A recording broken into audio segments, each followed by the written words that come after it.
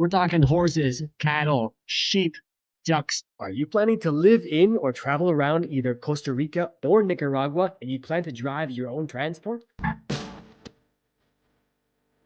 What are the main things that you should know before coming out here to be on these roads? It's a very common thing is to go through police checkpoint. Today, I give you the 4 main differences and 4 things that you should know before coming out to this region of the world.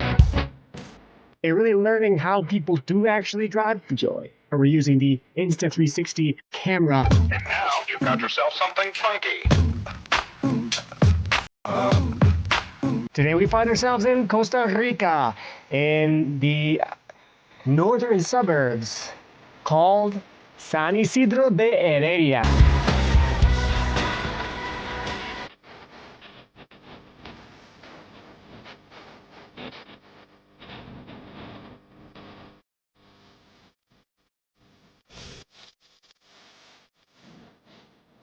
This is where I've been staying for the past 5 weeks. This is my final week in Costa Rica. And today we're going to be comparing and contrasting driving in both Costa Rica with Nicaragua. I spent 6 weeks in Nicaragua before I came here to Costa Rica. And now I'm completing my 6th week next week here in Costa Rica. There are 4 main things that you need to look out for, you need to know about before coming to these countries. And before I start that conversation, that idea, I want to mention that if you are coming to this country, this region of the world, and you haven't driven these types of road conditions and this different driving style, I definitely suggest taking it very slowly, right? Going very slow for your first day, really learning how people do actually drive, because it's quite different. If you're coming from the US, from Canada, and you're coming on vacation in Costa Rica, if you're driving through Nicaragua on vacation as well, if you want to rent a car or you have some type of way to experience the country that way, definitely take it slow on your first day or so. So, getting into it, guys. Number 1 is going to be the streets, the roads. Road conditions in Nicaragua surprisingly win this one here. They win the cake on this competition because they actually have what I consider to be far superior roads overall compared to what I've driven here in Costa Rica. Costa Rica actually does have quite good roads. I've been driving a bit more after my mom and sister left and came down to visit me, and yes, that is one of the times where I saw some of the worst roads I've actually seen in all of Latin America. And that being said, driving around the Monteverde area, which is one of the biggest tourism spots, I was super surprised to see that they didn't have the quality of roads that you would expect from a country that depends 100% on tourism for their economy. Now, road conditions in Nicaragua are surprisingly good. I drove all the way up to near the Honduras border in the north to visit Elton over there to do some of my work for Generic Expats, and let me just say that was a surprising experience. Super good roads, even to like very remote areas, whereas in Costa Rica, I mean, an area that was supposedly one of the biggest tourism hotspots in the country didn't actually have good roads at all. They were some of the worst I've ever seen. So Costa Rica does have good roads in general. You just have to know that the roads you're seeing right now are not the typical roads all around the country.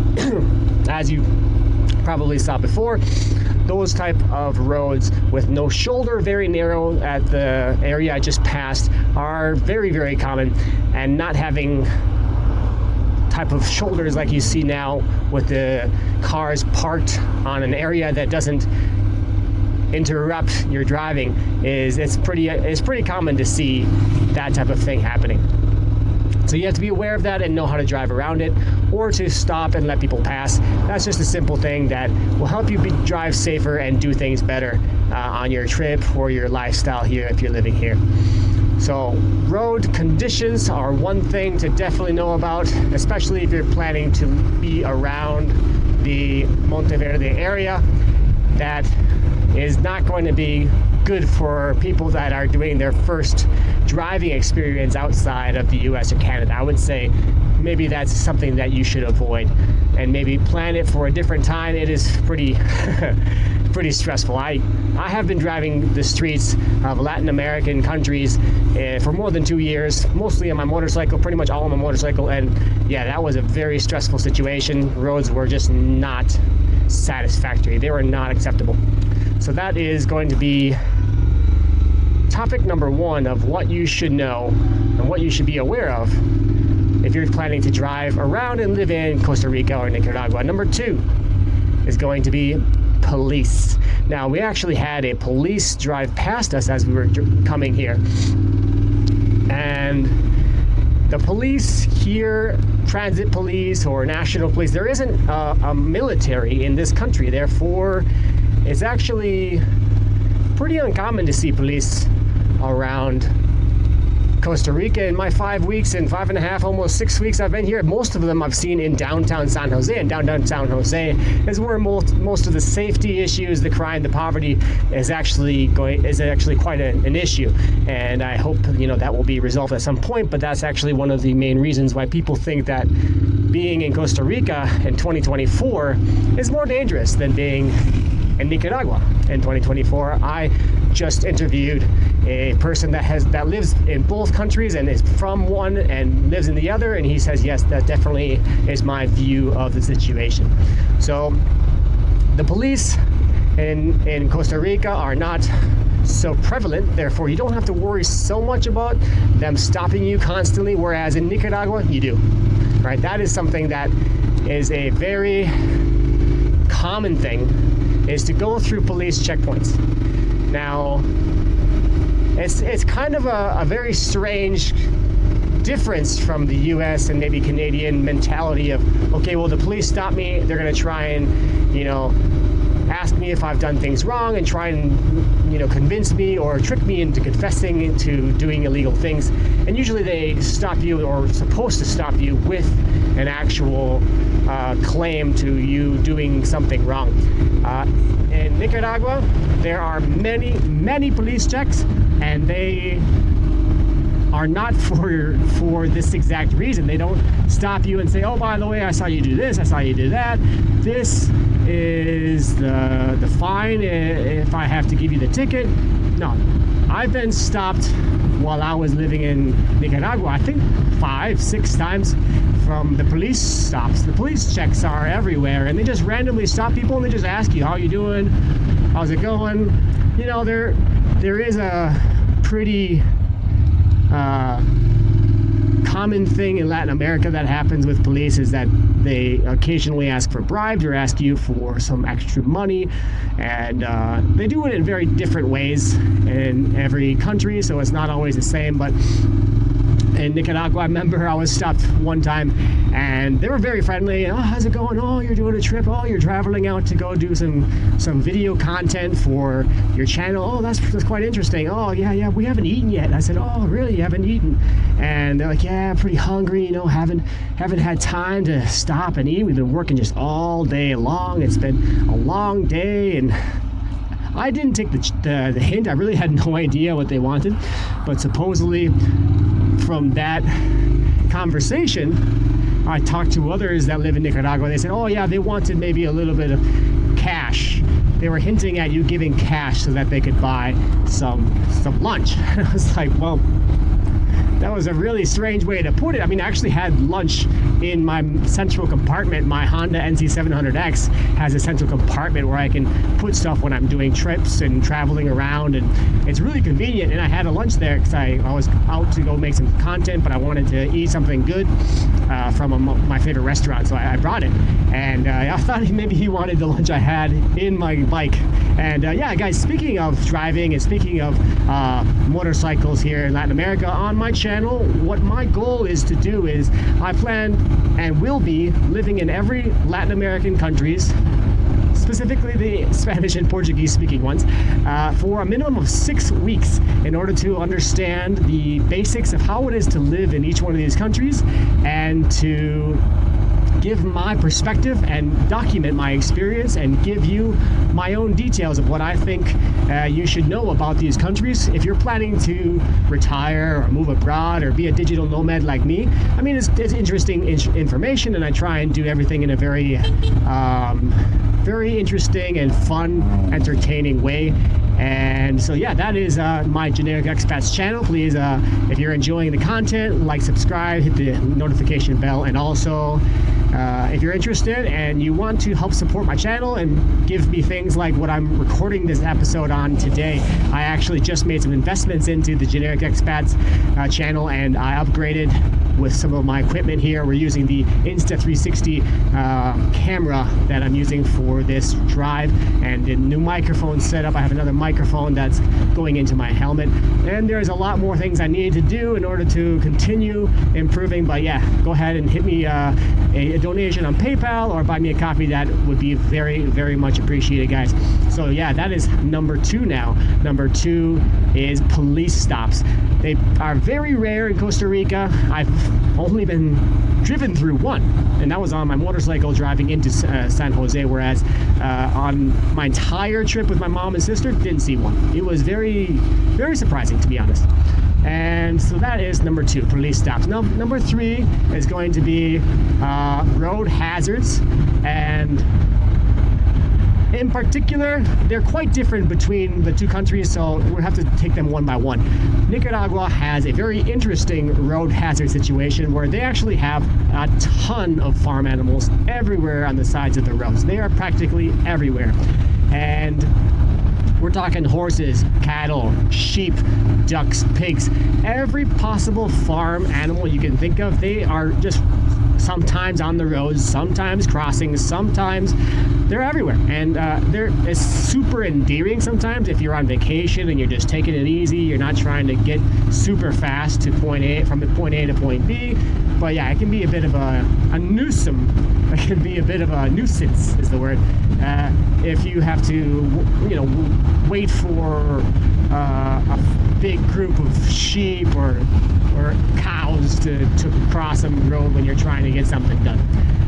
It's really unique, and it's part of the Nicaragua experience, but it's also something to keep in mind. And also, that's why driving slowly in that country is always a good idea. So that is specifically Nicaraguan. Whereas if you go to Costa Rica, driving in this country has almost no farm animals, and that was like a massive, drastic change for me. I was not expecting that. I didn't see any, and I have been here, like I said, almost 6 weeks, and I haven't seen almost any farm animals at all. So that's a cultural change, that's a policy change. And what you do have in Costa Rica is it's the same in Nicaragua, but you have the flora and fauna crossings, right? The crossings where you are going to be careful for the types of animals that are, part of the protected species, the type of animals that helps feed their tourism and that type of thing in their economy. Obviously, they're going to make sure they try to protect them as best as possible by not cutting down trees and forests, and also not having people just run into them and kill them on the roads as well. So that is one other part that is the Costa Rican lifestyle here. Is there are some crossings of animals sometimes, but it's not super frequent. You won't see like monkeys running across the street in big gangs, or I don't think I've only seen, some dead animals here and there, but it's pretty infrequent, so I wouldn't say it's actually a deal at all. The farm animals in Nicaragua, that actually is a daily thing, and it's something to definitely be aware of.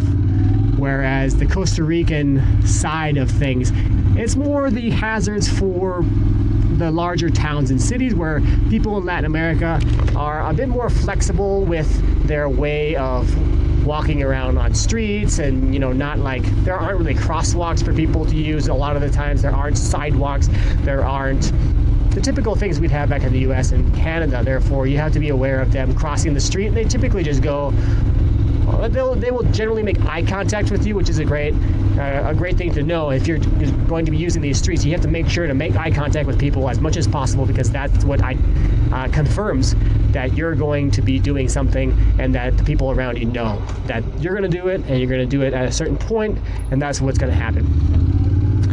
So that is number 3 on comparing Nicaragua and Costa Rica driving styles. Now number 4 is going to be the speeds of the local drivers. Now the drivers in Nicaragua are quite a bit more exaggerated in terms of numbers of people that do it and how much they do it by. So they actually are very, very slow drivers in Nicaragua, and a lot of them are. So it's not just a couple here and there like in Costa Rica. Costa Rica has some drivers here and there that do go a little slower, and yeah, maybe like 20. If it's a 50 mile an hour speed limit, sometimes there's someone going 30.